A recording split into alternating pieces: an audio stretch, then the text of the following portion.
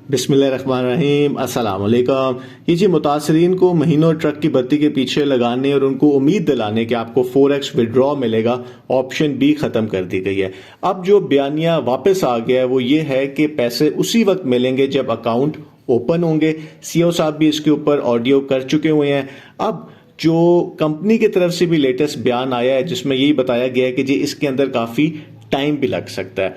और जिस तरह आपको पता है कि विड्रॉ ना मिलने की सारी जिम्मेदारी भी मुतासरीन पर डाल दी गई कि इनकी वजह से अदारों ने नोटिस लिया, जबकि अगर देखा जाए तो ये सारी वीडियोस तो कंपनी ने खुद यूट्यूब के ऊपर डाली थी जिसमें सारा बिजनेस प्लान इस गैर कानूनी या जो कंपनी जिसका वजूद ही नहीं है दुनिया में उसके बारे में बताया गया था। तो मुतासरीन का तो इतना कसूर नहीं है, लेकिन यही कहा गया है कि जी जो डिले होगा अकाउंट खुलने में इस ट्रायल के अंदर उसकी भी सारी जिम्मेदारी मुतासरीन पे ही होगी जो कि नैब में गए हैं। क्या कहा गया है वो आज की वीडियो में देख लेते हैं। सबसे पहले तो यही बात की गई है कि जी जो हमने करना था वो कर लिया है, लेकिन इन्वेस्टर्स की तरफ से जो अदारों को शिकायत की गई है वो नोटिस मिले हैं। और अब ये कहा जा रहा है कि जो लोग ऑप्शन बी के सपोर्टर्स हैं कि जी हम जाके चले जाते हैं, हम अदारों में जाते हैं और हम जाके कहते हैं कि जी ये तो बहुत अच्छी कंपनी थी जो कि हमें ऑप्शन बी के जरिए 4x दे रही थी तो इसको इजाजत दी जाए। तो इसके ऊपर कंपनी ने कहा है कि जी ऐसा नहीं होता, क्योंकि एक नैब जो है वो खुद कंप्लेनेंट है, इसके अंदर कोई और शख्स कंप्लेनेंट उस तरह नहीं है। नैब ने इंक्वायरी किया है, नैब ने रेफरेंस फाइल किया, तो नैब अब किसी की बात नहीं मानेगी, तो ये काम आप ना करें। तो सवाल यही है कि इन लोगों को पता नहीं था जब ये सारा ऑप्शन बी कर रहे थे कि जी कोई भी शख्स अगर कंप्लेंट कर देगा या अदारे खुद नोटिस ले लेंगे तो ये सारा रुक जाएगा। इसका अभी सवाल का जवाब किसी के पास नहीं है।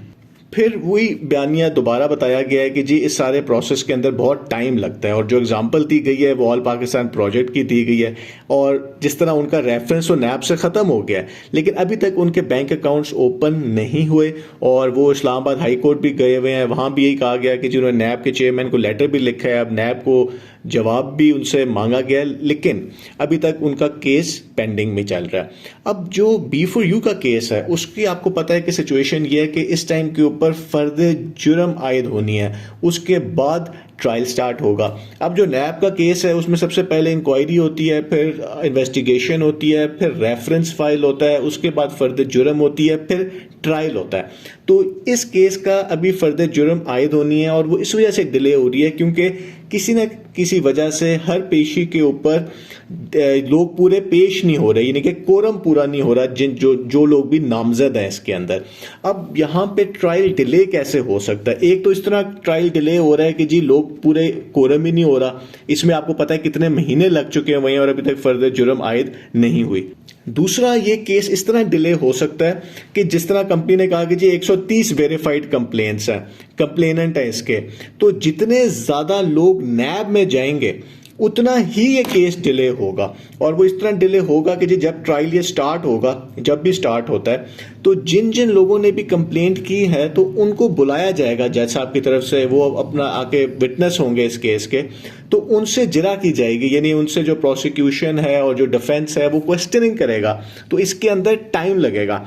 और अगर 140 अफराद है जो कि इन्होंने कहा है कि असल में पता नहीं कितने हैं, तो अगर एक हियरिंग में एक शख्स से जरा होती है तो इसका मतलब है कि आप खुद देख लें कि एक दिन में कितने लोगों से की जा सकती है और उसमें कितना ज्यादा टाइम जो है वो लग सकता है। तो एक तरह से लोगों को ज़हनी तौर पे सही बात बता के तैयार किया जा रहा है कि जी ये जो ऑप्शन है, जो इसको हम पहले ऑप्शन B कहते थे, अब वही ऑप्शन रह गई है, इसमें काफी ज्यादा टाइम लगेगा और उसके बाद भी गारंटी कोई नहीं है। बेशक ये ट्रायल चलता है, बहुत अरसा चलता है, उसके बाद भी कोई गारंटी नहीं है कि ये केस का फैसला सीईओ साहब के हक में आएगा। अब ये नहीं बताया जाता कि अगर ये ऑप्शन A जो है ये इसका फैसला सीईओ साहब के खिलाफ आ गया फिर क्या होगा, लेकिन यही बात की गई है कि जी हमने ग्राउंड रियलिटीज को देखना है। एक ग्रुप है जो कि आपको पता है कहते हैं कि जी वो सीईओ साहब के खिलाफ है, वो चाहता है कि सीईओ साहब को जेल में डाला जाए और हम अब ऐसा कोई काम नहीं करेंगे, जो कंपनी पहले भी कह चुकी हुई है कि सीईओ साहब को ये अडियाला जेल वापस भिजवा दिया जाए, क्योंकि अब कंपनी को पता चला है 3 महीने जाया करने के बाद 4 महीने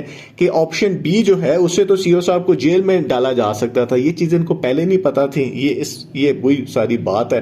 फिर ये इन्होंने कहा है कि जी जो अकाउंट खुलवा सकते हैं, कोई हेल्प कर सकते हैं, और एक ग्रुप है वो कहता है जी हम बड़े पावरफुल हैं, तो अगर वो 5 लाख खानदान के लिए कुछ करना चाहते हैं तो वो अकाउंट खुलवा दें। जबकि बड़ा मुश्किल है, किसी के कहने पे चीज़ें नहीं हो सकती, ये सिर्फ अब कोर्ट में ही होगा।